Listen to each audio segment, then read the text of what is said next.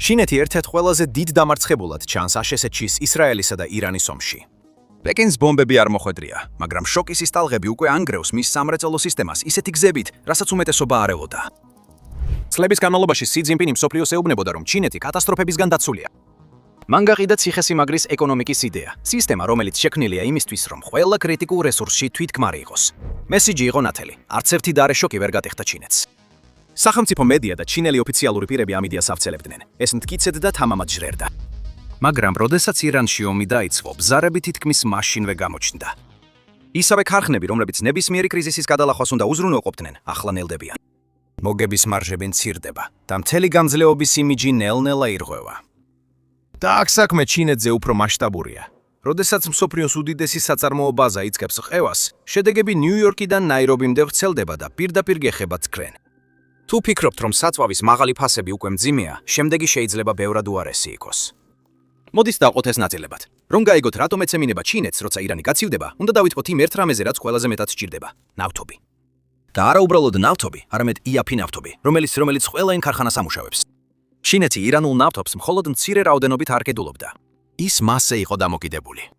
2025 წლისთვის პეკინი ამ ბარელებზე იმდენად ძლიერ იყო დამოკიდებული, რომ ისინი მთელი იმპორტის სისტემის უხმოსაყრდენად იქცნენ. არც ერთი სხვა მომწოდებელი ვერ შეძლებდა ამ ხარვეზის სწრაფად ან იაფად შევსებას. ციფრები ამას ნათლად აჩვენებს. ჩინეთი იღებდა ირანის მიერ გატანილი ნავთობის 80%-ზე მეტს. ეს იყო დაახლოებით 1.4 მილიონი ბარელი ყოველდღიურად. მხოლოდ ეს ნაკადი შეადგენდა ჩინეთის საზღვაო ნავთობის იმპორტის დაახლოებით 13%-ს. ქვეყანაში, რომელიც დღეში 15 მილიონზე მეტ ბარელს მოიხმარს და კვლავაც მსოფლიო ბაზარზეა დამოკიდებული ნავთობის მომარაგების დიდი ნაწილისთვის, ამდენი ნავთობის ერთ ხამეში დაკარგვა სერიოზულ პრობლემებს გამოიწვევდა. ამ ნავთობის უმეტესობა დიდ სახელმწიფო რეფინერიებში არ მიდიოდა, სადაც გრძელვადიანი კონტრაქტებია. ამის ნაცვლად ის სისტემის სრულიად სხვა ნაწილში ხდებოდა. ის შანდუნგის დამოუკიდებელ ეგრეთ წოდებულ ჩაიდნის რეფინერიებში მიდიოდა. ეს პატარა ქარხნები ჩინეთის ნავთობის გადამუშავების სიმძლავრის დაახლოებით მეოთხედს შეადგენს. ისინი სწრაფად მოქმედებენ, მაგრამ უფრო მეტ რისკთანაც უწევთ ცხოვრება. ისინი ნავთობს თითოეული პარტიით ყიდულობენ სპოტ ბაზარზე. მათ არ აქვთ გრძელვადიანი შეთანხმებები, რომ ფასების ზრდის დროს თავიცვან. როცა ნედლი ნავთობი ძვირდება, პირველ რიგში სწორედ ისინი გრძნობენ ამ ტკივილს. მაგრამ მიუხედავად ამ რისკისა, ჩაიდნები ბევრად უფრო მნიშვნელოვანია, ვიდრე ბევრს გონია. ისინი ნედლ ნავთობს გარდაქმნიან ბენზინად, დიზელად, ავიაკეროსინად და ქიმიურ კომპონენტებად, რომლებიც ქარხნებს სჭირდებათ. ეს ქიმიკატები გამოიყენება პლასტმასაში, ტექსტილში, ელექტრონიკაში, ავტონაწილებში და ათასობით სხვა პროდუქტში. როცა ჩაიდნები სრული სიჩქარით მუშაობენ, ჩინეთის საექსპორტო მანქანაც მათთან ერთად მუშაობს. როცა ისინი ნელდებიან, ამას ქვეყნის მასშტაბით ქარხნები მაშინვე გრძნობენ. ცვლები მცირდება, შეკვეთები იგვიანებს და ადგილობრივი მთავრობები საგადასახადო შემოსავალს კარგავენ. ფაქტობრივად ზეწოლა სწრაფად ვრცელდება. ჩინეთისთვის იაფი ირანული ნავთობის შეძენა მხოლოდ ფულის დაზოგვა არ იყო. ეს რთულ პერიოდში სისტემის შენარჩუნებასაც ემსახურებოდა. ხედავთ, ჩინეთის ეკონომიკა წლების განმავლობაში დაძაბულ მდგომარეობაში იყო. შიდა მოთხოვნა სუსტი იყო. წარმოებლის ფასები დეფლაციაში იყო ჩარჩენილი უკვე 1 წელზე მეტი ხნის განმავლობაში და ბევრი ქარხანა 60%-ზე ნაკლებ სიმძლავრეზე მუშაობდა. მოგების მარჟები ძალიან მცირე იყო და ასეთ გარემოში თითოეული დოლარი მნიშვნელოვანია. ამდენი რისკის პირობებში ადვილია დაინახო, რატომ გაიზარდა პეკინის დამოკიდებულება თეირანის მიწოდებებზე. ირანული ნავთობი ხშირად ბრენტის ფასზე 8-დან 10 დოლარამდე იაფად ჩამოდიოდა. ზოგჯერ კიდევ უფრო იაფად, როცა სანქციები ფასდაკლებებს ზრდიდა. Teipot ნავთობ გადამამუშავებელი ქარხნებებისთვის, რომლებიც მხოლოდ 24 დოლარის მარჟაზე მუშაობდნენ თითო ბარელზე, ეს ფასდაკლება იყო განსხვავება მუშაობასა და დახურვას შორის. მის გარეშე ბევრი მათგანი ომამდე ბევრად ადრე დაიხურებოდა. პეკინში ეს კარგად ესმოდათ. მათთვის ირანული ნავთობის სტაბილური და ფასდაკლებული მიწოდება ბონუსი არ იყო. ეს იყო გადარჩენის გზა. ეს მოქმედებდა როგორც წნევის განმოხტვის სარქველი ინდუსტრიული სისტემისთვის, რომელიც უკვე იტანჯებოდა სუსტი მოთხოვნით, ჭარბი სიმძლავრით და მზარდი გლობალური კონკურენციით. ამ ბალეშის გარეშე ნავთობ გადამუშავებისა და პეტროქიმიის სექტორებში დახურვები უფრო ფართოდ გავრცელდებოდა ეკონომიკაში. მედლეულის ფასები გაიზრდებოდა. ექსპორტიორები თავიანთ უპირატესობას დაკარგავდნენ. ჩინეთის საწარმოო ბაზა, რომელიც უკვე საკმაოდ მყიფეა, კიდევ ერთ დარტყმას მიიღებდა. სწორედ ამიტომ ჯდება ირანული ნავთობი ასე კარგად პეკინის ციხესიმაგრის ეკონომიკის იდეაში. თავისი ნავთობ გადამამუშავებელი სისტემის მნიშვნელოვანი ნაწილის სანქცირებულ, მაგრამ სტაბილურ პარტნიორზე მიბმით, ჩინეთმა შექმნა ბუფერი ფასების მერყეობისა და სხვა რეგიონებიდან მიწოდების რისკების წინააღმდეგ.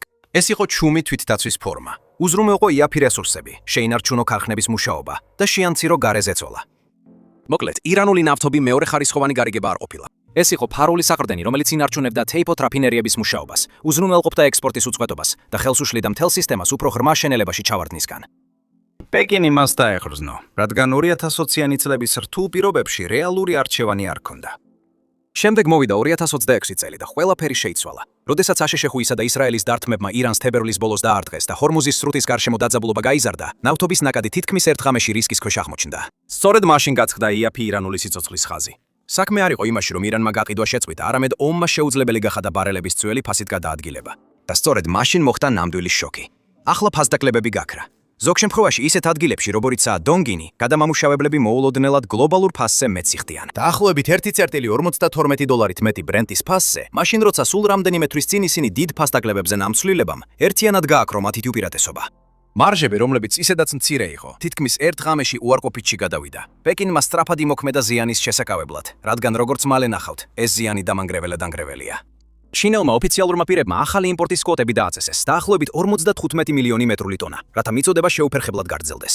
მათ გადამამუშავებლებს უთხრეს, რომ მკვეთრი შემცირებები არ გააკეთონ, რადგან წარმოების შენელება მონაცემებში გამოჩნდება. ამავე დროს მათ გააუქმეს შიდა საწვავის ფასების ზღვარი, რათა კომპანიებს მცირე თავისუფლება მისცენ და ყველა ექსპორტი შეზღუდეს. მაგრამ ინდუსტრიის შიგნით ყველამ კარგად იცის რა ხდება. მათ იციან, რომ ეს არის ზიანის კონტროლი და არა გამოსავალი და რომ საფუძველი შეიცვალა. სიმართლე ისაა, რომ როგორც კი ენერგიის ფასები იზრდება, ყველაფერ დანარჩენზეც აისახება. ტრანსპორტირება უფრო ძვირი ხდება, ნედლეული უფრო მეტ ზღივს და ყოველი პროდუქტი, რომელიც ჩინურ ქარხანას ტოვებს, ამ დამატებით ფასს ატარებს. ეს ამცირებს იმ ფასობრივ უპირატესობას, რომელსაც ჩინეთი 10 წლეულებია ეკრტნობა. სწორედ ამ უპირატესობამ მისცა ჩინეთის ეკონომიკას შესაძლებლობა გლობალურ არენაზე აყვავებულიყო. და ამას უკვე ადგილზე ხედავთ. პატარა ქარხნების მფლობელები, რომლებიც ადრე სტაბილურ და დაბალ საწარმოო დანახარჯებზე იყვნენ დამოკიდებული, ახლა სირთულეებს აწყდებიან. მათი მოგების მარჟა ქრება. ისინი ამცირებენ სამუშაო საათებს და აყოვნებენ ხელფასების გაცემას. ზოგიერთი კი საერთოდ წყვეტს მუშაობას. უნებრივია, მუშები ამას მაშინვე გრძნობენ. ნაკლები სამუშაო, ნაკლები ანაზღაურება, ნაკლები სტაბილურობა. ეს ყველაფერი ნიშნავს ნაკლებ ნდობას იმ ეგრეთ წოდებული ციხე-სიმაგრე ეკონომიკის მიმართ. და სწორედ ეს არის აქ მთავარი ამბავი. არც ერთი ჩინური ქარხანა პირდაპირ რაკეტებით არ დაზარალებულა, მაგრამ სისტემამ მაინც დიდი დარტყმა მიიღო. ერთადერთი რესურსი, რომლის უზრუნველყოფაშიც პეკინი დარწმუნებული იყო, იაფი ენერგია, აღმოჩნდა დაუცველი. რაც ძალას ჰგავდა, სინამდვილეში დამოკიდებულება იყო. და როგორც კი ეს წნეხი გაიზარდა, ბზარები გამოჩნდა. ეს წნეხი ნაბიჯ-ნაბიჯ გადადიოდა, სანამ ქარხნის იატაკამდე არ მივიდა და ჩინეთის ინდუსტრიული მანქანის გულში არ დამკვიდრდა. მარტში ჩინეთის მწარმოებელთა ფასების ინდექსი საბოლოოდ დადებითში გადავიდა და წლიურად 0.5%-ით გაიზარდა. ამით დასრულდა ფასების ვარდნის სასტიკი 41 თვიანი პერიოდი. პირველი შეხედვით ეს შეიძლება კარგ ამბად მოგეჩვენოთ, მაგრამ ეს ზრდა არ იყო. ეს არც ქარხნების აყვავება იყო და არც ხელფასების ზრდა. ეს სრულიად სხვა რამ იყო. ხარჯები იზრდება და თან სწრაფად. თითქმის 4 წლის განმავლობაში ქარხნები იმიტომ გადარჩნენ, რომ შესყიდვის ფასები მუდმივად იკლებდა. როგორც კი ეს შეიცვალა, მთლიანად შეიცვალა ხარჯების სტრუქტურაც. ენერგია შეიძლება იყო გამშვები მექანიზმი, მაგრამ ეს მხოლოდ ამით არ შემოიფარგლა. ეს პირდაპირ მძიმე მრეწველობაში გადავიდა. მეტალების, როგორიცაა ალუმინი, ფოლადი და სპილენზი, ფასები მკვეთრად გაიზარდა. ეს მეტალები კი თითქმის ყველაფერში გამოიყენება და თითქმის ყველაფრის შემადგენლობაშია. ტელეფონები, მანქანები, ბატარეები, გაყვანილობა, მანქანები, მშენებლობა, საყოფაცხოვრებო ტექნიკა. ამიტომ როცა მათი ფასები იცვლება, ამას მთელი სისტემა გრძნობს. ერთ-ერთი მიზეზი, რის გამოც ირანმა ეფექტური ბლოკადა შეძლო, დრონებია. ეს დრონები არ არის ეკონომიკური ომის იარაღები, რომლებიც პირდაპირ გავლენას მოახდენენ გლობალურ ენერგეტიკულ ბაზრებზე. ამიტომ ამ დრონებთან საბრძოლველად ქვეყნები იყენებენ GPS-ის ჩახშობას, რათა მათი სიგნალები დაარღვიონ. მაგრამ ხედავთ, რუსეთმა შეძლო ამ USAI ტექნოლოგიის გვერდის ავლა და ახლა დასავლური კომპანიებიც ცდილობენ იგივეს. ხელოვნური ინტელექტის ინფრასტრუქტურა მხოლოდ მონაცემთა ცენტრებით არ შემოიფარგლება. ის ვრცელდება თავდაცვაშიც, სადაც ავტონომიური სისტემები შემდეგი დიდი მიმართულებაა. და ეს გვიყვანს დღევანდელ სპონსორთან, Spark AI-სთან, რომლის ბოლოა SPAI კანადაში და SPAIF ASH-ში. ეს არის პროგრამული უზრუნველყოფის კომპანია, რომელიც ქმნის მომავალი თაობის GPS-ის გარეშე სამიზნის აღმოჩენისა და ავტონომიური ნავიგაციის ტექნოლოგიას. Spark AI-ის საკუთრებაში არსებული ტექნოლოგია დრონებს სრულ ავტონომიას ანიჭებს. შესაძლებლობა, რომ თავადვე იპოვონ და ასახონ სამიზნე და ნავიგაცია, განახორციელონ სრულად და მოუკიდებლად. არ არის საჭირო GPS, რადარი ან გარეკავშირი. ეს არის სისტემა, რომელსაც აღმოჩენადი კვალი არ აქვს და რომელიც ჰაერში, ხმელეთსა და ზღვაზე მუშაობს. ეხლა კი აქ ხდება ყველაზე საინტერესო. Spark AI-მ ახლახან დანიშნა მეტ მაკრანი თავისი ამერიკული შვილობილი კომპანიის აღმასრულებელ დირექტორად. ის ადრე იყო Drone Shield-ის აღმასრულებელი დირექტორი, რომელიც დაახლოებით 3.5 მილიარდი დოლარის ღირებულების კომპანიაა. მისი მიზანია Spark AI-ის გეოლოკაციის ტექნოლოგიის გარდაქმნა თავდაცვის გამოსაკენებელ გადაწყვეტილებებად და პარტნიორობის ჩამოყალიბება მსხვილ თავდაცვის კონტრაქტორებთან. და კომპანიამ ახლახან გამოაცხადა სტრატეგიული პარტნიორობა თავისი პლატფორმის უკრაინაში დანერგვისთვის, რაც მათი პირველი გაფართოებაა აქტიურ თავდაცვის ბაზარზე. მოლოდინია, რომ თავდაცვისა და კომერციული დრონების ბაზრები მომდევნო 10 წლეულში 100 მილიარდ დოლარს გადააჭარბებს. Spark AI იყენებს მასშტაბირებად მაღალი მარჟის ლიცენზირების მოდელს. აქციამ ბოლო დროს დიდი ყურადღება მიიპყრო და ვაჭრობს ოდნავ 2 კანადურ დოლარზე მაღლა, სადაც აღმასრულებელი დირექტორი ანუში მანზური ფლობს შიდა მფლობელობის 34%-ს. თუ გსურთ მეტი გაიგოთ Spark AI-ის შესახებ, გთხოვთ იხილოთ ბმული აღწერაში. კარგი, დაუბრუნდეთ ჩინეთს. ომამდე კიდევ ჩინელი მწარმოებლების დაახლოებით მეოთხედი უკვე ზარალზე მუშაობდა. ისინი ძლივს იჭერდნენ თავს, სიცოცხლეს უნარჩუნებდნენ იაფი რესურსებითა და მცირე მოგებით.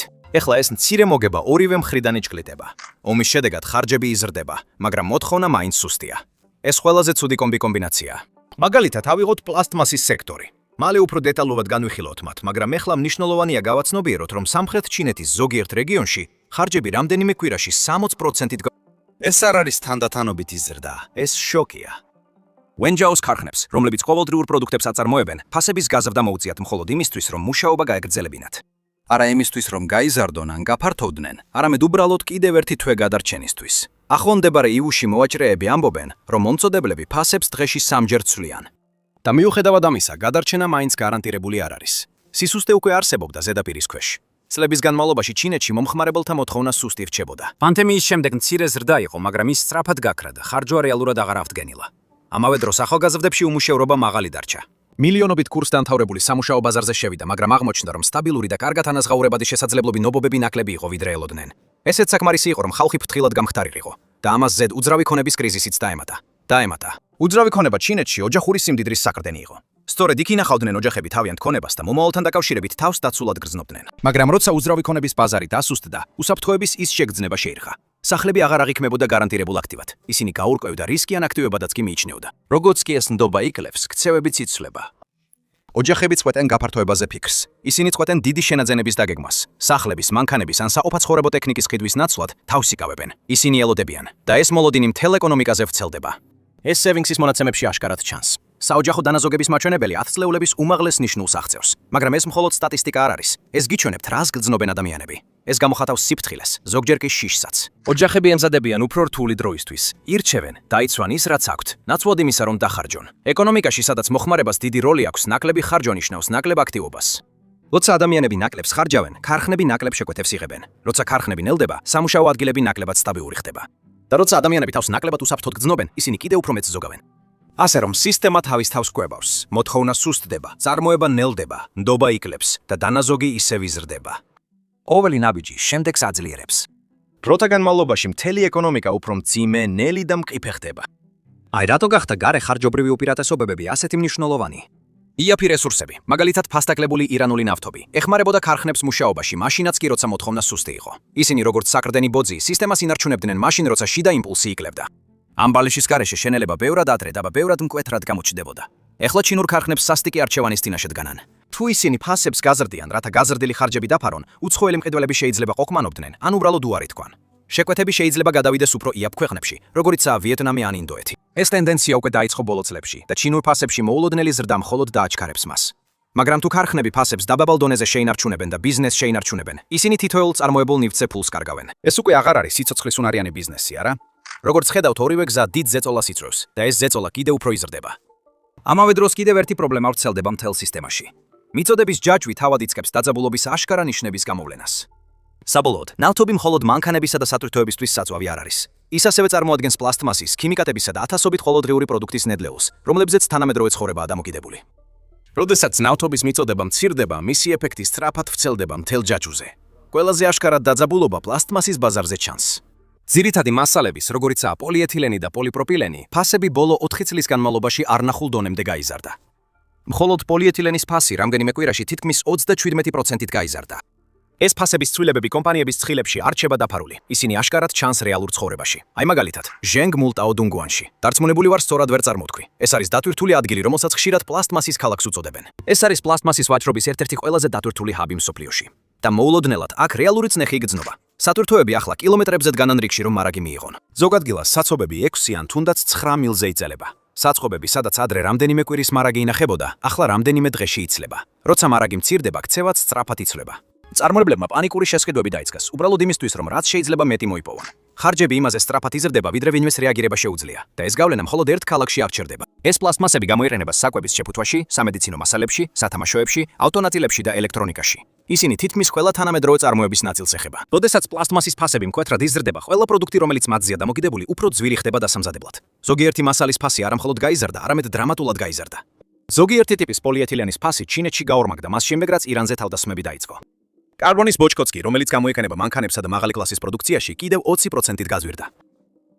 როდესაც ჩინეთში ზეწოლა ასეთი ინტენსიური ხდება, ის ქვეყნის საზღვრებში არ რჩება. ის გარეთ ვრცელდება და მსოფლიო ეკონომიკას არქევს. ანალიტიკოსები აღარ საუბრობენ ჰიპოთეზებზე. პეკინმა უკვე სრულად აკრძალა სასუქის ექსპორტი. შეწყვიტა შარდოვანისა და ფოსფატის მიწოდება შიდა სურსათის უსაფრთხოების დასაცავად. ასევე გამოცხადდა, რომ გოგირდმჟავის მიწოდება მაისში შეწყდება, რაც საფრთხეს უქმნის სპილენძ მოპოვებას საზღვარგარეთ და სასუქის წარმოებას ქვეყნის შიგნით. პლასტმასისა და სხვა პეტროქიმიური პროდუქტების შეზღუდვა ჯერ არ შემოღებულა, მაგრამ ფასების ზრდისა და დეფიციტის გაღრმავების ფონზე ბევრი აფრთხილებს, რომ ისინი შეიძლება შემდეგი იყოს. ეს არ არის ნიშური საქონელი. ეს არის თანამედროვე ინდუსტრიისა და სოფლის მეურნეობის საბაზისო ელემენტები მთელ მსოფლიოში. მათი შეზღუდვა შოკს ჩინეთის საზღვრებს ბევრად გადააცილებს და შიდა დაცვის გლობალურ კრიზისად გადაქცევას გამოიწვევს. თუ ჩინეთი ამ ექსპორტს შეანცირებს, შედეგები სწრაფად და შორს გავრცელდება. ევროპის ქარხნები შეიძლება უფრო ნელა იმუშაონ, რადგან მნიშვნელოვანი ნაწილები და მასალები მოულოდნელად დეფიციტური გახდება. აფრიკის ფერმერები შეიძლება მოსავლის შემცირება შეესწრონ სასუქის დეფიციტის გამო. ლათინურ ამერიკაში სამშენებლო პროექტებს შეიძლება თვეების განმავლობაში ძვირადღირებული შეფერხებები შეხვდეთ. ამ მოვლენების ტალღოვანი ეფექტები კონტინენტებს გადაულის, მიუხედავად იმისა, რომ თავდაპირველი შეფერხება ათასობით მილის მოშორებით ირანის მახლობლად წყლებში დაიწყო. ეს არის ამ ისტორიის ნამდვილი მოულოდნელობა. ჩინეთი უბრალოდ არ იღებს დარტყმას და ჩუმად არ იტანს ამას. გარკვეულ ეტაპზე ის ამ ზეწოლის ნაწილს დანარჩენ მსოფლიოსაც გადასცემს. უკვე შეგიძლიათ დაინახოთ ამის ადრეული ნიშნები ბიზნესის დონეზე. საერთაშორისო მყიდველები არ სხედან უქმად და არ ელიან საუკეთესოს. ისინი აუქმებენ შეკვეთებს, ითხოვენ დიდ ფასდაკლებებს, ან სწრაფად გადახყავთ თავიანთი ბიზნესი სხვა ქვეყნების მომწოდებლებთან. ეს ქმნის პრობლემების მეორე ტალღას, რომელიც კომპანიების შემოსავალს ურტყამს და არა მხოლოდ ხარჯებს ზრდის. თვითონ გაურკვევლობაც კი ძვირიჯდება. კომპანიები მთელ მსოფლიოში იწყებენ დამატებითი მარაგების დაგროვებას, სადაზღვევო ზომად, იმ შემთხვევაში თუ მიწოდება მთლიანად შეწყდება. ეს დიდი რაოდენობის ფულს აბამს, რომელსაც ბევრი ბიზნესი ვერ გასწვდება, რომ ასე უბრალოდ გააჩეროს. როდესაც ნაკლები ფული აქვს ხელმისაწვდომი, ისინი ამცირებენ ხელფასებს, აყოვნებენ ტექნიკის განახლებას და ანელებენ გაფართოების გეგმებს. მთელი გლობალური სისტემა უფრო მძიმე, ნელი და გაცილებით ნაკლებად მოქნილი ხდება სწორედ ყველაზე არასწორ დროს. რაც შეეხება შენელებას, მოდით ვისაუბროთ იმაზე, თუ როგორ გამოაცხადა მარტში უანხუა ქემიკალმა, ჩინეთის ერთ-ერთმა უმსხვილესმა პეტროქიმიურმა კომპანიამ, ფორს მაჟორი. უბრალოენით რომ თქვათ, კომპანიამ თავის კლიენტებს უთხრა, რომ ვერ მიაწვდიდა დაპირებულ ტვირთებს. ეს არჩევანის საკითხი არ იყო. ჰორმუზის სრუტეში უსაფრთხო გადაზიდვა იმდენად სარისკო გახდა, რომ გარანტიას ვეღარ იძლეოდნენ და უბრალოდ ვეღარ ახერხებდნენ. ამ ერთმა განცხადებამ მთელ ინდუსტრიაში შოკი გამოიწვია. ეს იმიტომ, რომ როგორც კი სანდოობა ირღვევა, პრობლემები სწრაფად მრავლდება. ქარხნებს მხოლოდ ნედლეული არ სჭირდებათ. ამ მასალებს სჭირდებათ ყოველთვის დროულად, გრაფიკის მიხედვით. მათ სჭირდებათ გარკვეულობა, რომ დაგეგმვა შეძვონ. როცა მიწოდება დღეებით ან კვირებით იგვიანებს, მთელი შეკვეთები ფერ ხდება. კონტრაქტებზე თავიდან უნდა გადაილაპარაკონ ან საერთოდ გააუქმონ. შენჟენის მომწოდებელი, რომელიც ვადებს ვერ ასწრებს, სერიოზულ ჯარიმებს ირევს. მყიდველი, გაღიზიანებული და ზეწოლის ქვეშ აუქმებს შემდეგ შეკვეთას და უფრო სანდო მომწოდებელზე გადადის სხვაგან. ეს ერთი წყვეტა იწვევს ჯაჭვურ რეაქციას, რომელიც მთელ ხაზზე ვრცელდება. ქარხნისთვის ნაკლები სამუშაო ნიშნავს ნაკლებ ცვლებს მუშებისთვის და უფრო მცირე ხელფასებს მათი ოჯახებისთვის. ეფექტები განაგრძობს გავრცელებას. გადატვირთული პორტებიდან დაწყებული, მიჩუმებულ საამქროებამდე, შეშფოთებული მუშებიდან იმ ოჯახებამდე, რომლებიც სირთულეს გრძნობენ. ყველაფერი ერთსა და იმავე ძირეულ მიზეზს უკავშირდება. იაფი და საიმედო ენერგია მოულოდნელად გახდა დეფიციტური ყველაზე ცუდ დროს. ზეწოლა მხოლოდ საბაზისო ინდუსტრიებით არ შემოიფარგლება. ის აგრძელებს ზრდას და აღწევს იმ სექტორებშიც კი, რომლებზეც ჩინეთი ეყრდნობოდა თავისი მომავალი ზრდისა და ტექნოლოგიური ლიდერობისთვის. წლების განმავლობაში პრეზიდენტი სი ძინპინი ერთ კონკრეტულ ხედვას ავითარებდა ჩინეთის მომავლისთვის. ქვეყანამ დამოუკიდებლად უნდა იარსებოს განსაკუთრებით ყველაზე განვითარებულ ინდუსტრიებში. ნახევარგამტარები, ელექტრომობილები, სამომხმარებლო ელექტრონიკა და ხელოვნური ინტელექტი უზარმაზარ ინვესტიციებს იღებენ. პეკინმა დიდი თანხები ჩადო ეროვნული ლიდერი კომპანიების შექმნაში და ეკონომიკის დაბალმარჟიან საწარმოო სამუშაოზე დამოკიდებულების შემცირებაში. მიზანი მარტივი იყო: აკონტროლო ხვალინდელი ტექნოლოგიები და აკონტროლებს საკუთარ ბედს. თავისუფალი იყო გარე ზეწოლისგან. მაგრამ ახლო აღმოსავლეთში კონფლიქტმა გამოავლინა სუსტი რგოლი, რომელიც უმეტესობას აცკი შეუმჩნევია. ის ყველას თვალწინ იმალებოდა ჩინეთის მაღალ ტექნოლოგიური ამბიციების გულში. ეს სუსტი რგოლი იყო ჰელიუმი. ეხლა ჰელიუმი შეიძლება უმნიშვნელოდ და პატარა რამედ მოგეჩვენოთ, მაგრამ ის კრიტიკულ როლს ასრულებს თანამედროვე წარმოებაში. ჩიპების მწარმოებლები მას იხენებენ სილიკონის ფირფიტების გასაცივებლად წარმოების დროს, უმცირესი გაჟონვების აღმოსაჩენად ულტრასუფთა ოთახებში და იმისთვის, რომ წარმოების ყოველი ეტაპი ზუსტი და სტაბილური იყოს.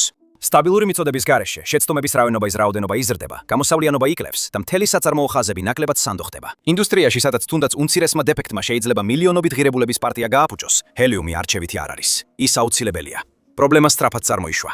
მსოფლიოს ჰელიუმის მარაგის დიდი ნაწილი მოდის ახლო აღმოსავლეთიდან, განსაკუთრებით ყატარიდან. როდესაც ბრძოლებმა რეგიონში გადაზიდვები და წარმოება შეაფერხა, მარაგები თითქმის ერთ ღამეში შემცირდა. ზოგ შემთხვევაში ფასები სულ რამდენიმე კვირაში გაორმაგდა. ის რაც ადრე სტაბილური და ხელმისაწვდომი რესურსი იყო, მოულოდნელად ძვირი და არაპროგნოზირებადი გახდა. ეფექტი საკმაოდ სწრაფად გამოჩნდა, იქ სადაც ყველაზე მეტად აზიანებდა. მაღალტექნოლოგიურ ცენტრებში, როგორიცაა შანხაი, ქარხნებმა დაგვიანებები განიცადეს. მიწოდებები, რომლებიც ადრე დროულად მოდიოდა, ახლა ან იგვიანებდა, ან საერთოდ აღარ მოდიოდა. გადაზიდვის მარშრუტები შეიცვალა, გრაფიკა გადაიცია და ები გადაიცია და ის რაც ადრე გამართული და საიმედო იყო, გაურკვეველი გახდა. მოცინავე წარმოებაში გაუთვალისწინებლობა მხოლოდ უხერხულობა არ არის. ეს სერიოზული საფრთხეა წარმოებისთვის და მოგებისთვის. ჰელიუმის მარტივი შემცვლელი არ არსებობს. არ არსებობს სწრაფი გამოსავალი, რომელიც წარმოების ხაზებს იმავე სიჩქარესა და ხარისხზე შეინარჩუნებს. როდესაც ჰელიუმის მარაგები მცირდება, ზეგავლენა მხოლოდ ერთ ქარხანაზე არ ჩერდება. ის ერთდროულად მთელ სექტორებზე ვრცელდება. დაფიქრდით, რა არის მასზე დამოკიდებული? სმარტფონები, ელექტრომობილები, მონაცემთა ცენტრების სერვერები და სამედიცინო გამოსახულების აპარატურა. ყველა მათგანი ჰელიუმით დამზადებულ ჩიპებზეა დამოკიდებული. ეს არ არის მეორეხარისხოვანი ბიზნესი. ეს სწორედ ის ინდუსტრიებია, რომლებზეც ჩინეთმა თავისი მომავალი დააფუძნა. ისინი უნდა გამხდარიყვნენ ახალი ზრდის ტალღის ლიდერები და ქვეყანა გლობალურ ღირებულებათა ჯაჭვში უფრო მაღალ საფეხურზე აეყვანათ. ეხლა ყველა ეს ინდუსტრია ერთი პატარა, ხშირად უგულებელყოფილი აირის ზეწოლის ქვეშაა.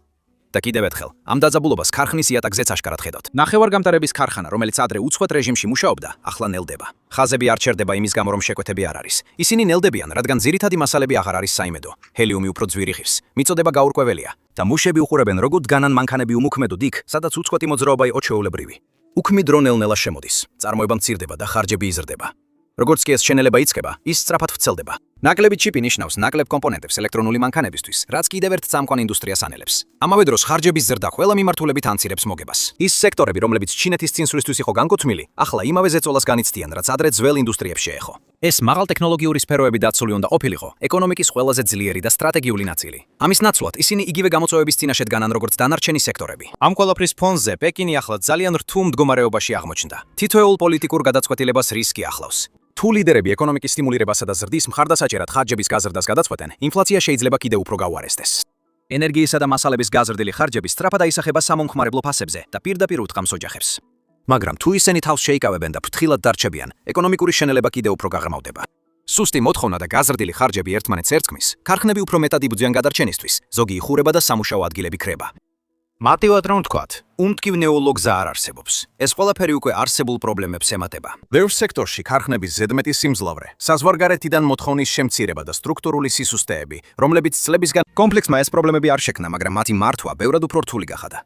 პეკინმა სცადა რეაგირება. მან სტრატეგიული მარაგებიდან ნედლი ნავთობის გამოშვება დაიწყო, რათა მიწოდება დაესტაბილებინა. ასევე წაახალისა შიდა ნახშირის უფრო ფართოდ გამოყენება, რათა ნაწილობრივ ჩაენაცვლებინა იმპორტირებული ენერგია. გარდა ამისა, სპეციალური კვოტებიც კი გასცა, რათა ნავთობგადამამუშავებელი ქარხნები არ გაჩერებულიყო და წარმოების მაჩვენებლები არ ჩამოშლილიყო. ზოგიერთ რეგიონში ნახშირზე დაფუძნებულმა ინდუსტრიებმაც კი მოკლევადიანი სარგებელი ნახეს, რადგან ნავთობის ფასები გაიზარდა. ზედაპირზე ეს ნაბიჯები მყარ კონტროლს ჰგავს, მაგრამ სინამდვილეში ეს მხოლოდ დროებითი გამოსეთი გამოსავლებია. ისინი დროს იგებენ, მაგრამ ღრმა პრობლემას ვერ აგვარებენ. ძველი ბალიში, იაფი და საიმედო იმპორტირებული რესურსები, ნელ-ნელა ქრება. მის გარეშე სისტემას მეტი ტვირთის ტარება თავად უწევს. სწორედ მაშინ ხდება ბზარების დამალვა უფრო რთული. საწყობებში დაგროვილი მარაგები და ნახშირი მოკლევადიან პერსპექტივაში ეხმარება, მაგრამ ისინი სრულად ვერ ანაცვლებენ დაკარგულს. ისინი ძლიერად ჟღერს დაგეგმვის შეხვედრებზე, მაგრამ თვითკმარი მომავლისთვის საკმარისი არ არის. მომავლისთვის, რომელიც დაპირებული იყო. ამიტომ პოლიტიკის შემუშავებლებს რთული არჩევანის დაბალანსება უწევთ. თუ მეტისმეტად დააწვევიან, ინფლაცია იზრდება. თუ შეიკავებენ თავს, ეკონომიკური ზრდა მცირდება. ნებისმიერ შემთხვევაში მანევრის სივრცე მცირდება. როცა ეს ბალანსი ირღვევა, შედეგები სწრაფად ვრცელდება. ქარხნები ცვლებს ანცირებენ, მუშები საათებს კარგავენ, შემოსავლები მცირდება, მოთხოვნა კი უნდა კიდევ უფრო სუსტდება და ციკლი თავის თავს კვებავს. ძველი გადაწყვეტილებები ისე აღარ მუშაობს. ვერ შეძლებ უბრალოდ ხარჯებით პრობლემის მოგვარებას, როცა ძირითადი რესურსები უფრო ძვირი ღირს და ნაკლებად საიმედოდ მოდის. ამასთან ეს სირთულეები მხოლოდ ჩინეთში არ რჩება. ისინი ვრცელდება გარეთ ვაჭრობის მარშრუტებით, მიწოდების ჯაჭვებითა და ყოველდღიური კომერციით. მაგალითად, ავიღოთ ჩინეთის საინვესტიციო როლი. ის მხოლოდ მყიდველი არ არის ახლო აღმოსავლეთში, არამედ იქ მთავარი ინვესტორია. 2005 წლიდან პეკინმა 269 მილიარდ დოლარზე მეტი ჩადო რეგიონის სხვადასხვა პროექტში. მხოლოდ საუდის არაბეთმა მიიღო 82 მილიარდი დოლარი არაბთა გაერთიანებულმა საამიროებმა, 48 მილიარდი ერახმა, კიდევ 40 მილიარდი, ხოლო ირანმა დაახლოებით 25 მილიარდი დოლარი ჩინეთის მიერ მხარდაჭერილ განვითარების პროექტებში. ეს აბსტრაქტული რიცხვები არ არის. ამ ფულით აშენდა რეალური ობიექტები, პორტები, მილსადენები, ავტომაგისტრალები და ელექტროსადგურები. ეს გრძელვადიანი პროექტებია, რომლებიც შექმნილია სავაჭრო მარშრუტების დასაცავად და გავლენის გასაძლიერებლად მომდევნო 10 წლეულების განმავლობაში. მაგრამ როდესაც კონფლიქტი იწყება, სწორედ ის აქტივები, რომლებიც სტაბილურობის გარანტიად იყო განკუთვნილი, სუსტი წერტილები ხდება. საზღვაო მარშრუტები ვიწროვდება, სადაზღვევო ხარჯები იზრდება, უსაფრთხოების რისკები მატულობს და პროექტების ვადები იწელება. ის რაც ადრე სტაბილურ პროგრესად ჩანდა, ახლა გაურკვევლად გამოიყურება. რადგან ამ ინვესტიციებში იმდენი რამ არის ჩადებული, პეკინისთვის ეს ზეწოლა მხისიერი და პირადული ხდება. და ეს დაძაბულობა მხოლოდ ზღვაზე არ მთავრდება. ომი არა მხოლოდ საზღვაო მარშრუტებს ახშობს, არამედ იმ სახმელეთო გზებსაც არკევს, რომელთა დაცვაზეც ჩინეთმა წლები დახარჯა სარტყლისა და გზის ინიციატივის ფარგლებში. ის რაც საზღვაო მოწყვლადობისგან თავის დაღწევის საშუალებად იყო ჩაფიქრებული, ახლა თავადაც ბზარებს აჩენს. ირანი უნდა გამხდარიყო მნიშვნელოვანი სახმელეთო ხიდი, რომელიც ჩინეთს ცენტრალურ აზიასთან და შემდეგ ევროპასთან დააკავშირებდა. პეკინმა დიდი თანხები ჩადო სარკინიგზო ხაზებში, პორტებსა და ენერგეტიკულ კორიდორებში, რომლებიც საქონლისა და ნავთობის გადაადგილებას უზრუნველყოფდა ისე, რომ ნაკლებად დამოკიდებული ყოფილიყო სახიფათო საზღვაო მარშრუტებზე. თეორიულად ეს სტრატეგიის ბრწყინვალესულად გამოიყურებოდა. პრაქტიკაში კი ეს პროექტები ახლა სერიოზული წნეხის ქვეშაა. ისრაელის დართმებმა დააზიანა ჩინეთ-ირანის დაგეგმილი რკინიგზის მონაკვეთები, სანამ ის რეგულარული მოძრაობისთვის გაიხსნებოდა. სატვირთო კავშირები ცენტრალური აზიის გავლით შენელდა ან გაურკვეველი გახდა, თვირთი კი გადამისამართდა ან დაგვიანდა. ჩინეთ-პაკისტანის ეკონომიკური დერეფნის გაფართოებული ნაწილები, მათ შორის ღადარი სპორტის მიმდებარე აქტივობები, ჰორმუზის მახლობლად არსებული ქაოსის გამო დამატებით წნეხს განიცდის. ჩინეთის მიერ დაფინანსებული აქტივებიც სპარსეთის ყურეში საფრთხის ქვეშაა. ზოგი ტორტი და ინფრასტრუქტურა ცეცხლის ხაზში აღმოჩნდა. სხვებს კი ოპერირების გასაგრძელებლად უსაფრთხოების მნიშვნელოვნად ის რაც ადრე ჭკვიანურ და გრძელვადიან ნაბიჯებად ჩანდა ვაჭრობისა და გავლენის გასაძლიერებლად, მოულოდნელად ძვირადღირებულ პრობლემებად იქცა. განძლეობის შექმნის ნაცვლად ომი აჩვენებს, რამდენად მკრიფია ეს ინვესტიციები სინამდვილეში. ზეწოლა ზღვის პირას არ მთავრდება. ის აღწევს იმ სახმელეთო პროექტებშიც, რომლებიც ჩინეთის გაძლიერებას უფრო დამოუკიდებლად და გებლად და გარე შოკების მიმართ ნაკლებად მოწყვლად ქცევას ისახავდა მიზნად. ეხლა სწორედ ეს პროექტები იქცევა თვირთად, ფულსა და ნდობას ყველაზე ცუდ დროს აცლის. აი რატომაც ჩინეთის რეაქცია განსხვავებული ტონით გამოირჩევა. ის მოვლენებს უსაფრთხო დისტანციიდან არ აკვირდება, მას ადგილზე რეალური ინტერესები აქვს. როდესაც არეულობა იწყება ეს ნაკლებად გალს შორეულ კრიზისს და უფრო მეტად პირდაპირ საფრთხე დაღიქმება მისივე ფრთხილად დაგეგმილი გეგმებისთვის. როცა ზეწოლა იზრდება, სისტემა ჩვეულებრივი გზებით რეაგირებს. ოფიციალური გზავნილები უფრო გამძლეობასა და ძალაზეა ორიენტირებული. ქარხნების პრობლემებზე ღიად ნაკლებად საუბრობენ. ჩუმად იღებენ ზომებს, რომ არეულობის ნიშნები არ გახდეს თვალსაჩინო. ეს ყველაფერი უფრო ღრმა სიმართლეს ასახავს. ეკონომიკა, რომელიც ზრდასა და სტაბილურობაზეა აგებული, ვერ დაუშვებს ბზარების გამოჩენას. ამიტომ ის აქტიურად ცდილობს მართოს როგორც პრობლემები, ასევე ის თუ როგორ ჩანს ეს პრობლემები საზოგადოებისთვის. თუმცა დაძაბულობა მაინც განაგრძობს სისტემის მთელ სტრუქტურაში გავრცელებას. ქარხნები უმკლავდებიან გაზრდილ ხარჯებს. მომხმარებლები თავს იკავებენ ხარჯვისგან და ეს წნეხი ფენად ვრცელდება მთელ სისტემაში. რა თქმა უნდა, რამდენიმე სექტორს დროებით შეუძლია ამოისუნთქოს. ქვანახშირის ინდუსტრიებში მოთხოვნა ოდნავ გაიზარდა, რადგან ნავთობი ძვირდება. და დიდი სახელმწიფოს მხარდაჭერილი კომპანიები მოკლევადიან წარმატებებს აღწევენ. მაგრამ ერთი ნაბიჯით უკან დაიხიეთ და მთლიან სურათს შეხედეთ. დანარჩენი ეკონომიკა ახლა ბევრად უფრო მძიმე, ნელი და ნაკლებად მოქნილი ჩანს, ვიდრე ადრე იყო. და როცა კიდევ უფრო უკან დაიხევთ, ყველა ეს ძაფი ერთ მთავარ პრობლემამდე მიდის. ჩინეთის მჭიდრო კავშირები ირანთან ადრე ჭკვიანურ ნაბიჯად თითქმის ოსტატურსლად ითვლებოდა. იაფი ნავთობი, მყარი სავაჭრო კავშირები და ძლიერი სტრატეგიული პოზიცია თითქოს მთელ სისტემას უფრო გამძლეს და უსაფრთხოს ხდიდა. ახლა კი სწორედ იგივე კავშირები რისკის წვაროდ იქცა. ის რაც ადრე სტაბილურობას აძლევდათ, მოულოდნელად ახალ სისუსტეებს ქმნის, როგორც კი ვითარება იცვლება. ჯაჭვური რეაქცია საკმაოდ მარტივი იყო. ენერგიის ფასტაკლებები თითქმის ერთ ხამეში გაქრა, რამაც ხარჯები გაზარდა. ზრდილმა ხარჯებმა ქარხნების მოგება მნიშვნელოვნად შეამცირა. ეს წნეხი მიწოდების ჯაჭვებშიც გავრცელდა და მალე ეს უკვე იმ მაღალ ტექნოლოგიურ სექტორებსაც შეეხო, რომლებიც მომავალად ითვლებოდა. ეხლა პოლიტიკის შემმუშავებლები ჩიხში არიან, ცდილობენ ბალანსი დაიცვან ეკონომიკური ზრდის შენარჩუნებასა და ინფლაციის კონტროლს შორის. და აი რაც ყველაზე მეტად გამოირჩევა, ჩინეთის მიწაზე არც ერთი ბომბი არ ჩამოვარდნილა, ბლოკადაც არ არის. ჩინეთი საერთოდ არ მონაწილეობს ბრძოლაში, მაგრამ ხარჯები ყველგან იზრდება. სუსტი წერტილები უკვე ჩანს და ოფიციალურ პირებს მუდმივად უწევთ ჩარევა, რომ ყველაფერი სტაბილურად შეინარჩუნონ. ამიტომაც ეს ყველაფერი ნამდვილ გარდამტეხ მომენტად გვეჩვენება. სრულიად იზოლირებული, შოკგამძლე ეკონომიკის იდეა ნელ-ნელა კარგავს თავის ბრწყინვალებას. არა იმიტომ, რომ ყველაფერი ინგრევა, არამედ იმიტომ, რომ სისტემა გამოცდას დაექვემდებარა და ზუსტად აჩვენა, სად არის მისი საზღვრები. მან წნეხის ქვეშ მოიხარა და ახლა ამ ნაკლოვანებების იგნორირება შეუძლებელია. ამიტომ ეს ამბავი მხოლოდ ჩინეთის ძლიერებაზე აღარ არის. ეს ხდება ამბავი იმის შესახებ, თუ როგორ აშენდა სინამდვილეში ეს ძალა, რაზეა ის რეალურად დამოკიდებული და რამდენად სწრაფად შეიძლება ეს დამოკიდებულებები შენს წინააღმდეგ შემოbrunდეს, როცა ნამდვილი წნეხი მოდის. წინ რომ გავიხედოთ, ეს ყველაფერი მარტივი არ იქნება. თუ ცეცხლის შეწყვეტა მართლაც შენარჩუნდება, შეიძლება მცირე დროით ამოსუნთქვის საშუალება გაჩნდეს. ტანკერები შეიძლება ისე უფრო თავისუფლად დაიწყონ მოძრაობა, ფასები ოდნავ შემცირდეს და მთელ სისტემას ბოლოს და ბოლოს ამოსუნთქვის საშუალება მიეცეს. ამ ტიპის წნეხმა შეიძლება ცოტა ხნით სიტუაცია დაასტაბილუროს, მაგრამ უფრო ღრმა პრობლემები არსად გაქრება. ეს ძველი დამოკიდებულებები ისევ არსებობს და სისუსტეები უკვე ყველასთვის აშკარად ჩანს. მნიშვნელოვანი იქნება, რას გადაწყვეტს შემდეგ პეკინი. მათ შეუძლიათ კიდევ უფრო გაამკაცრონ კონტროლი, მეტი რესურსი მიმართონ სახელმწიფო მხარდაჭერისკენ და უფრო მეტად შეუწყონ ხელი თვითქმარობას. ან შეიძლება დაიწყონ გარკვეული შერბილება, მისცენ სისტემას მეტი სივრცე სუნთქვისთვის და შესაძლოა თავიდან გადახედონ იმ ურთიერთობებს, რომლებიც ახლა ფარულ რისკებს შეიცავს. რომელი გზითაც არ უნდა წავიდნენ, რეალური ცვლილება გარდაუვალია. და აი რაც ყველასთვის მნიშვნელოვანია, ჩინეთი გლობალური წარმოების ცენტრშია. ამიტომ, როდესაც ზეწოლა იზრდება მსოფლიოს ქარხანაში, ის არ რჩება მხოლოდ მათი საზღვრების შიგნით. ის სწრაფად ვრცელდება გარეთ, აისახება საფონდო ბაზრებზე, მიწოდების ჯაჭვებზე და სუპერმარკეტების თაროებზეც კი პეკინიდან შორს მდებარე ადგილებში. საბოლოოდ ამას მთელი მსოფლიო გრძნობს. თუ ეს ისტორია ჩინეთის შესახებ, რომელიც ათასობით მილის დაშორებით მიმდინარე ომისგან ეკონომიკურ დაავთქმებს იღებს, დაგაფიქრათ. მოიწონეთ და გამოიწერეთ არხი, რომ მიიღოთ მეტი ანალიზი, რომელიც მოვლენებს ერთმანეთს უკავშირებს, სანამ შემდეგი შოკი თქვენს საფულეს მიაღწევს.